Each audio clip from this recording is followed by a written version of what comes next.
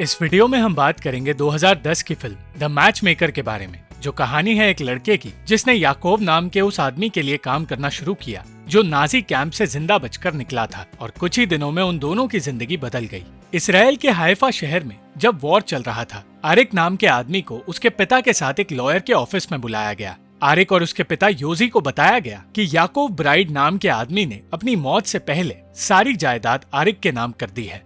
उन दोनों को ही इस बात पर भरोसा नहीं हो रहा था, क्योंकि 30 सालों से याकोव की कोई खबर नहीं थी और आरिक को लगता था कि याकोव उससे नफरत करता है। अपने घर लौटने से पहले आरिक उस किताब को पढ़ने लगा जो उसने 30 साल पहले देखी थी, और उसे 1968 के वो दिन याद आने लगे जब वो 16 साल का था।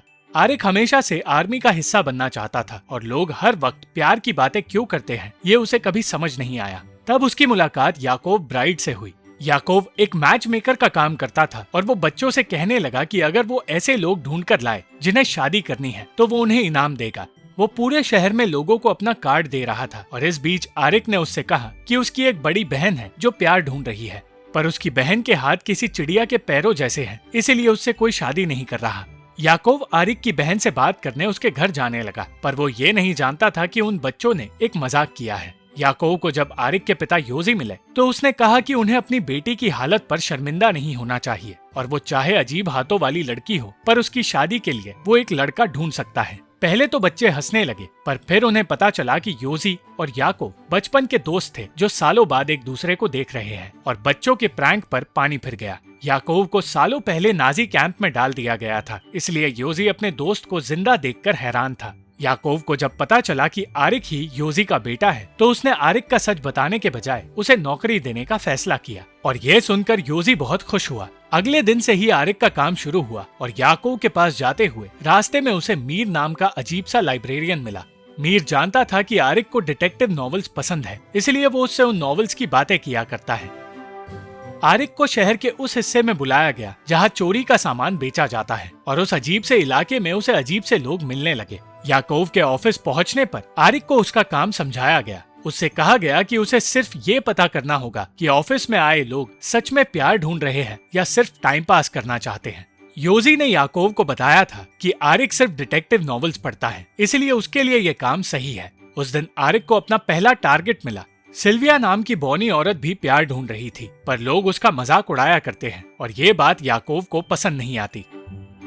आरिक अपने टारगेट का पीछा करने लगा, और याकोव के कहने पर वो उसके घर तक उस पर नजर रखने लगा, पर उसे कुछ भी पता नहीं चला। याकोव से कुछ देर बात करने के बाद अपने पैसे लेकर आरिक घर लौट आया, और तब उसने देखा कि उसके दोस्त बेनी के कुछ रिश्तेदार वहाँ रहने आए हैं, और उन रिश्तेदारों में उसकी एक कजिन है जो सबको अजीब लगती है। बेनी की कजिन तमारा अमेरिकन की तरह जीना चाहती है, और ये बात उसके परिवार को बिल्कुल पसंद नहीं थी। आरिक को अपने काम में मजा आने लगा था, पर उसे शक था कि याकोव मैच मेकिंग के अलावा कुछ ऐसा काम भी करता है जो गैर कानूनी है। इसी बारे में सोचते हुए एक दिन उसने अपने टारगेट को एक औरत के पास जाते हुए देखा, और वो ये सोचने लगा कि उन दोनों का अफेयर चल रहा है। जब उसने याकोव को ये बात बताई तो उसने समझाया कि जब तक वो अपनी आंखों से उन्हें साथ न देख ले तब तक वो कोई फैसला नहीं ले सकता।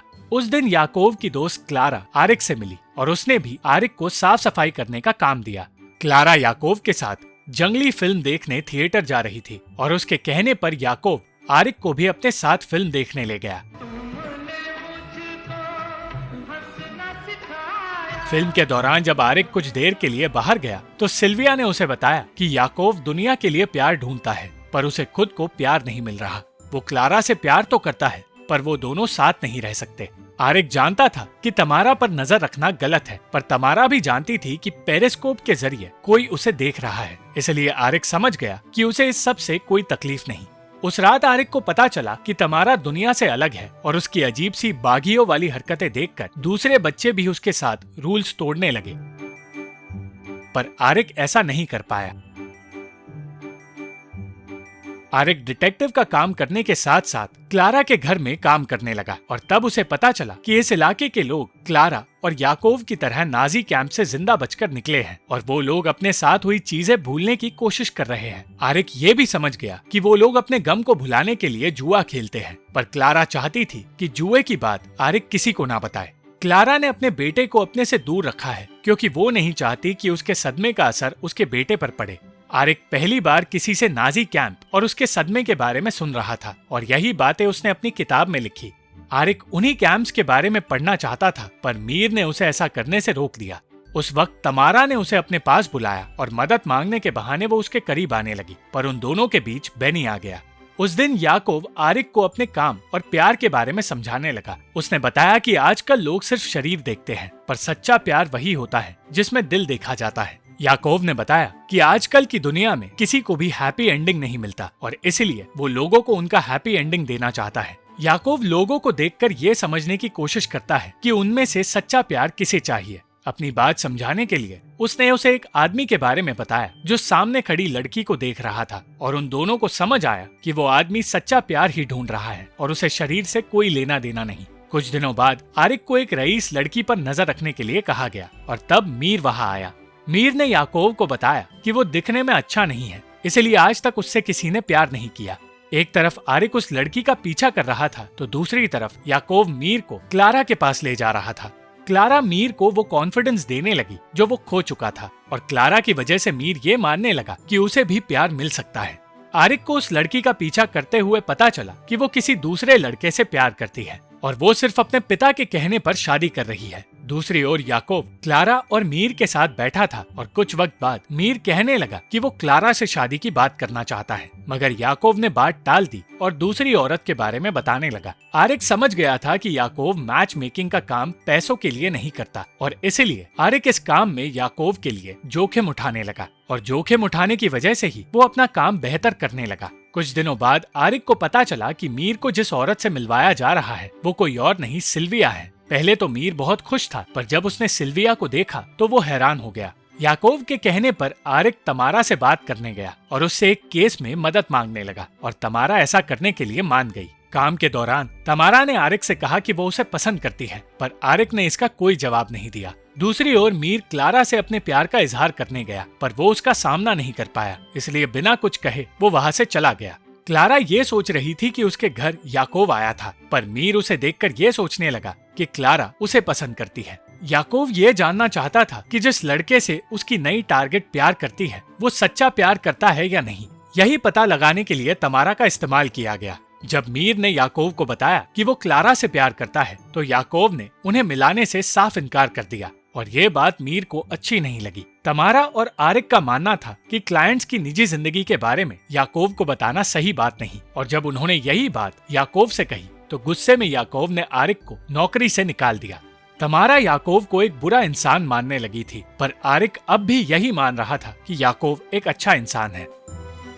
मीर हार नहीं मानना चाहता था, इसलिए क्लारा के पास चला गया, पर क्लारा उससे घर में हो रही चीजें छुपाने की कोशिश करने लगी। क्लारा के घर में जुआ खेला जाता है और गैर कानूनी होने की वजह से वो ये सच सिर्फ अपने और याकूब के बीच रखना चाहती थी। उन दोनों के अलावा ये सच सिर्फ आरिक जानता था, इसलिए क्लारा को डर था कि अगर मीर ने पुलिस को कुछ बता दिया तो उनके लिए अच्छा नहीं होगा। कुछ दिनों बाद आरिक अपने दोस्तों के साथ बीच पर गया।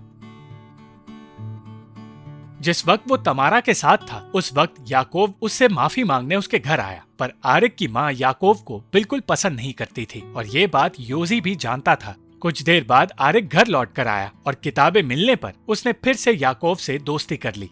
उसने अपना काम अगले ही दिन से फिर से शुरू कर दिया और इस बार उसे एक ऐसे आदमी का पीछा करने के लिए कहा गया जिसे सिल्विया के लिए चुना गया था, पर वो आदमी एक प्रोस्टिट्यूट से मिलने जाया करता है। सिल्विया उस आदमी को पसंद करने लगी थी, इसलिए अच्छी खबर की उम्मीद कर रही थी, पर आरिक उसे सच नहीं बता पाया। आरिक को पता चला कि मीर हर रोज क्लारा के घर फूल भिजवाता है और हर रोज अपने घर फूल आते देख क्लारा डरने लगी थी।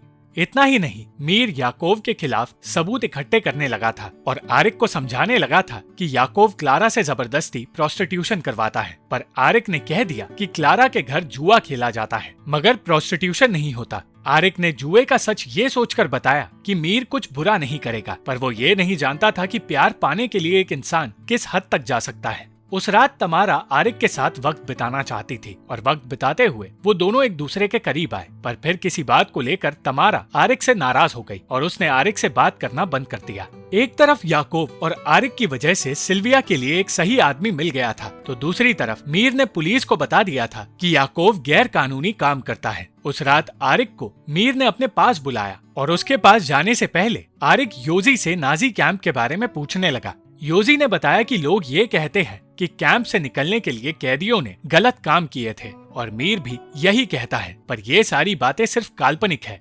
मीर ने याकूब को पकड़वाने के लिए एक प्लान बनाया था और उसने आरिक से कहा कि अगर उसे पुलिस से बचना है तो उसे उनकी मदद करनी होगी। पुलिस के डर से मीर के कहने पर आरिक क्लारा के घर में गया और याकूब के बारे में उससे पूछने लगा। ना चाहते हुए भी उसे घर में हो रही चीजों के बारे में मीर को बताना पड़ा और याकूब को गिरफ्तार करवाने के लिए मीर ने पुलिस को वहां बुला लिया। पर जब तक मीर पुलिस को लेकर उस घर में पहुंचा तब तक सारे सबूत हटा दिए गए थे।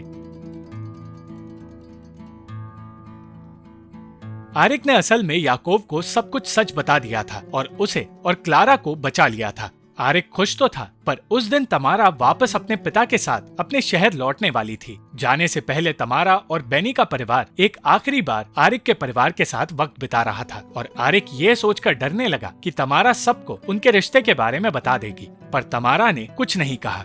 आरिक को लगा कि इस कहानी का अंत अच्छा है, पर कुछ वक्त बाद पुलिस ने याकूब के ऑफिस में छापा मारा और किसी रिपोर्टर ने ये झूठी खबर फैला दी कि याकूब एक स्मगलर है और क्लारा एक प्रोस्टिट्यूट। इस सब ने क्लारा और याकूब के रिश्ते को हमेशा के लिए खत्म कर दिया और दिल टूटने पर याकूब बिना किसी से कुछ कहे एक दिन अचानक गायब हो गया। 2 सालों तक आरिक उसे ढूंढता रहा, पर उसे कोई खबर नहीं मिली। पर एक दिन उसे क्लारा के मौत की खबर मिली और जब आरिक उसके फ्यूनरल पर गया तो उसे वहाँ याकूब मिला। आरिक अपने आप को याकूब की हालत का जिम्मेदार मान रहा था, पर याकूब जानता था कि ये सब कुछ सिर्फ मीर की वजह से हुआ।